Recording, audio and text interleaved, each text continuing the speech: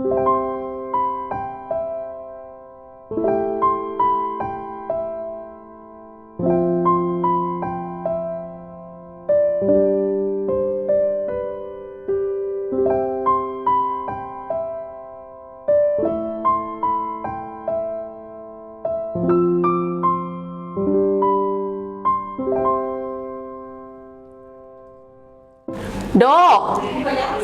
ดเอ้ยลูกออกมากินข้าวไว้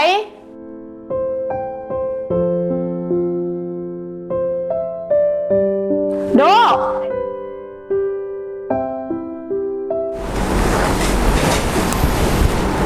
โดยแม่กำลังไป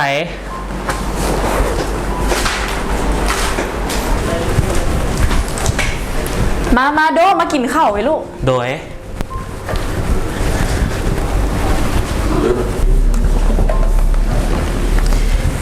มียังกินได้ไหมโดกินข้าวแล้วลูกจะลืมกินยาตามที่หมอคนบอกเด้อโดยแม่อย่าลูกสิเบิร์ดเดือดอะไรได้หันแล้วแม่พาลูกไปหาทานหมอเนี่ยได้โดย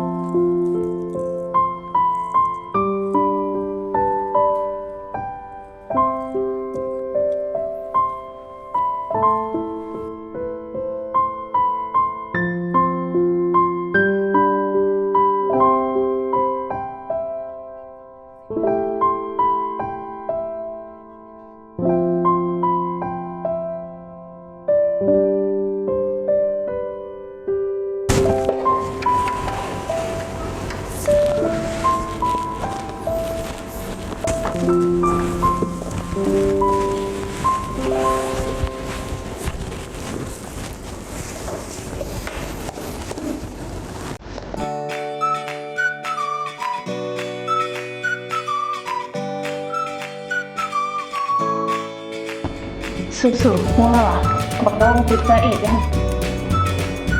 เป็นแท้ว่ะเป็นระยะให้สุกพวกนี้น่ะเขาว่าอยู่ใกล้บ่ได้เลยอยู่ใกล้ติดน้ำเขาร้ายสุดหนานังเกียจแท้เพราะว่าตัวเองติดเอดส์ก็ยังไม่เห็นอยู่จะนำไปย่านคนอื่นติดนำเนาะ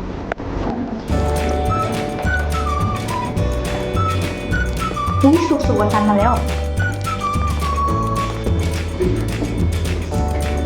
สบายดีน้องๆนักศึกษาทุกคนมื้ออื่นจะมีงานสัมมนาเกี่ยวกับผู้ที่อยู่ร่วมกับเชื้อ HIV หวังว่าพวกน้องจะเข้าร่วมงานนี้เด้องานนี้ไปก็บ่ได้อย่างดอกนอกจากสิบ่ได้อย่างแล้วยังสิมีโอกาสติดเชื้อคนในงานอีกแม่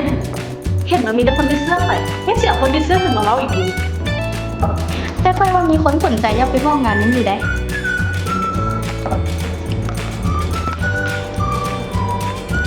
โดเขาพากันว่าจะติดเชื้อเอดส์หรอหั่นแหละเป็นอย่างจึงกล้าไม่เฮียนว่าญาติตัวเองแพ้เสื้อใส่คนอื่นว่ะ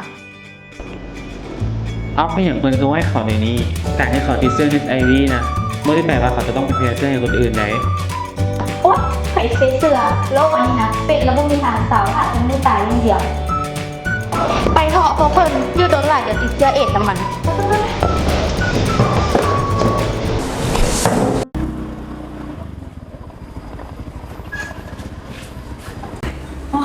มื้อนี้จะเป็นเอาเนาะเอาโดมากินข้าวไว้ลูกโดยแม่เฮ็ดอีหยังกินวะนี่โอ้ยมีแนวกินแล้วอันเดียวแนวมีแต่แนวลูกหมักได้ดิเอาลูกกินข้าวลูกโดยเป็นจังได๋ไปโรงเรียนมื้อนี้ไปโรงเรียนมื้อนี้โมในห้องลูกบ่มีใครอยากลงกับลูกเลยเขาเบิ่งคือลูกเป็นตัวประหลาดมีคนหนึ่งเพิ่นเว้าว่าเป็นเอดส์จังหน่อยก็ตายฮะเขาจะว่าให้ลูกก่อนนะเพิ่นว่า ป้าคนในห้องนี้เป็นอย่างคือกล้าเว่าให้ลูกป่านนั้น แล้วเป็นจังไดความรู้สึกลูกตอนนี้โอเคอยู่บ่ที่ได้ยินหมู่เว้าแบบนั้น ตอนนั้นมิตรที่ลูกถึกนะลูกก็ได้ตั้งคำถามเลยว่าเป็นอย่างเขาจะคือว่าให้ลูกขนาดนั้น แต่กลับมาคิดดูแล้ว ลูกกับเข้าใจในคนในสังคมดี ลูกบ่สามารถตัดสินใจความคิดของคนอื่นได้ ลูกบ่สามารถบังคับให้เพิ่นมาเฮ็ดตามหรือว่ามาเข้าใจในสิ่งที่ลูกเป็นอยู่ตอนนี้ได้ดอกแม่ลูกเข้าใจดี เรื่องนี้เพียงแต่ลูกยังมีครอบครัวที่เข้าใจลูกนะซ้ำนี้ก็พอแล้ว แม่ดีใจเด้อที่ว่าลูกมีความคิดแบบนี้ ลูกมีความคิดไปในทางที่แง่บวกบ่เป็นหยังเนาะคันสั้นเดี๋ยวเฮากินข้าวแล้วล่ะเฮาไปหาหมอนำกันเนาะ โดย อ่ะกิน สวัสดีท่านหมอ สบายดีเจ้า เป็นอันใดไปเห็นหน้า2-3 เดือนน่ะ มื้อนี้น้องมา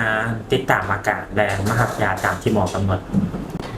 น้องรับยามาก็ได้ปีปลายแล้วเป็นอันใดอันกินยามีคน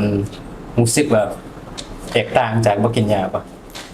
โดยบ่มีผลข้างเคียงเลยท่านหมอ ตอนทำอิฐที่ได้รับยาไปตอนช่วงปีก่อนนี้ก็บ่ได้รับผลข้างเคียงอีหยัง แสดงว่ากินยาดีเนาะสั้นหมอก็จะจ่ายยาให้3 เดือนแล้วไปกินยาปกติเด้อ โดยคันสั้นท่านหมอเฮารับยาแล้วบ่เฮากลับเลยได้มันเนาะ เจ้ารับยาแล้วกลับไป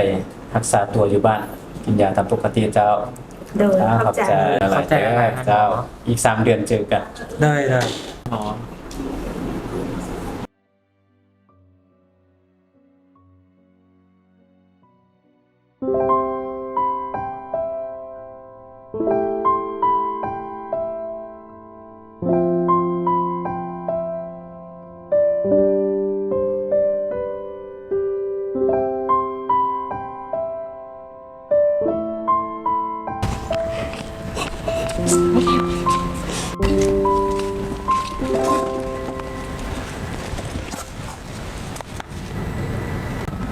จักอาจารย์สิให้เฮามาเฮ็ดหยังบุ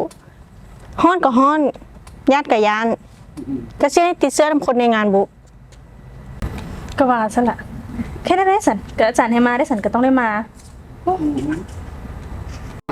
เห็นอาจารย์บอกว่าเก็บกำไรซื้อนำแดอาจารย์จะให้คะแนนกิจกรรมคนละ5 คะแนนเลยแหละเพราะว่าอาจารย์นะยังให้เฮาเข้าถึง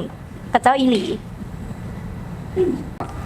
ฉันเท่ากับนางจาก15 นาทีแล้วก็เมื่อเช็คซื้อเอาคะแนนแล้วก็เมื่อแล้วก็แล้ว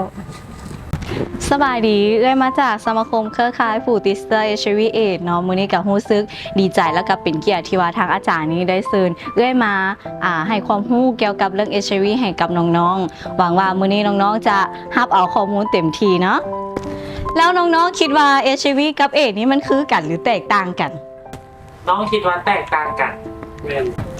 แล้วทั้งหลังเด้คิดว่าเป็นเท่าไหร่คือกันหรือแตกต่างกัน มันก็คือกันหั่นล่ะ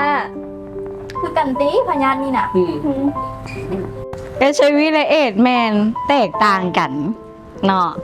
ก็คือ HIV แมนเชื้อไวรัสที่เข้าไปทำลายระบบภูมิคุ้มกันให้ร่างกายให้เราอ่อนแอซึ่งว่า HIV บ่สามารถปิ้นป่วยให้หายขาดได้แต่ว่าเอดส์แมนบรรดากลุ่มพยาธิแทรกซ้อนภายหลังที่ว่า HIV เข้าไปทำลายภูมิคุ้มกันเฮ็ดให้เราสามารถเป็นพยาธิต่างๆหันได้ง่ายซึ่งว่ากลุ่มอาการเหล่านี้เราสามารถปิ้นปัวรักษาให้หายตามกลุ่มอาการที่ว่าเป็นได้ก็คือรักษาให้หายขาด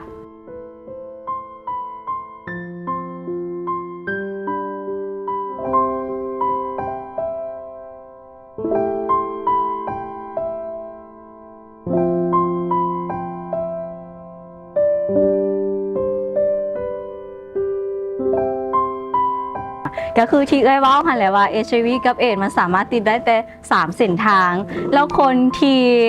ติดหรือว่าได้รับเชื้อจาก HIV นั่นกับเจ้าก็บ่ได้อยากที่ว่าจะอยากติดเมื่อกับเจ้าติดมาแล้วก็คือกับเจ้าต้องยอมรับแล้วก็อยู่กับมันให้ได้เพราะว่าหลายคนก็บ่ได้อยากที่จะมีเชื้อนี้แต่กับเจ้าเกิดมาพร้อมกับมีเชื้ออยู่แล้วก็คือได้รับเชื้อจากแม่ก็คือเป็นสิ่งที่กับเจ้าบ่อยากให้เกิดบ่สามารถปฏิเสธได้แต่เมื่อมันมีอยู่ในร่างกายของกระเจ้าเองกระเจ้าก็ต้องได้ยอมรับแต่ว่าในปัจจุบันเดี๋ยวนี้เฮามียากินที่ว่าเฮาสามารถต้านในการคุมเชื้อ HIV เอดส์นี้ได้ ดังนั้นเมื่อที่ว่าพวกเขาหรือว่ากลุ่มผู้ที่ว่ารู้สถานะตัวเองนี่ได้รับการปิ้นปัวแล้วได้รับการกินยาแล้วแมนจะบ่สามารถที่จะไปเผยแพร่หรือว่าไปเผยแพร่เสื้อให้กับคนอื่นต่อได้ดังนั้นเฮามีหลักการก็คืออยู่เท่ากับอยู่กวดบ่พบเท่ากับบ่ส่งเสื้อสำหรับหลักการนี้จึงเฮ็ดให้ผู้ติดเสื้อเฮาทุกคนสามารถมีลูกสร้างครอบครัวแล้วก็อยู่ร่วมกันกับสังคมได้อย่างสันติโดย สู่ HIV มันก็บ่ได้เป็นแต่ย่านเด้ล่ะ หั่นแหละรู้สึกผิดเว้ยมื้อนั้นน่ะเฮาเว้าให้โดได้หั่น เฮาไปขอโทษโดปะ ไป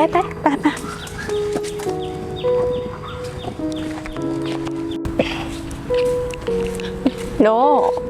โดย เขาได้ฟังสัมมนามื้อนี้แล้ว เขาฮู้แล้วว่าการที่อยู่ร่วมกับเสื้อ มันบ่แม่นเรื่องง่ายเลย เขาอยากขอโทษเพิ่นที่เขาเว้าให้เพิ่นในทางที่บ่ดีและทำให้จิตใจเพิ่นเด้อ โด เขาขอโทษเด้อเพราะว่าตอนแรกน่ะ เขาคิดน้อยเกินไป เขาคิดแค่ว่าแค่เขาอยู่ใกล้กับเพิ่นเขาก็สามารถติดเชื้อได้แล้ว แล้วเขาก็ขอโทษนำที่เคยเว่าให้เพิ่นว่าเป็นเอดส์ก็มีแต่ถามมือตาย เขาขอโทษอีหลี เห็นพวกเพิ่นเปลี่ยนความคิดกับกลุ่มผู้ติดเชื้อเขาก็ดีใจแล้วเอาแท้ๆว่าเขาเข้าใจพวกเพิ่นดี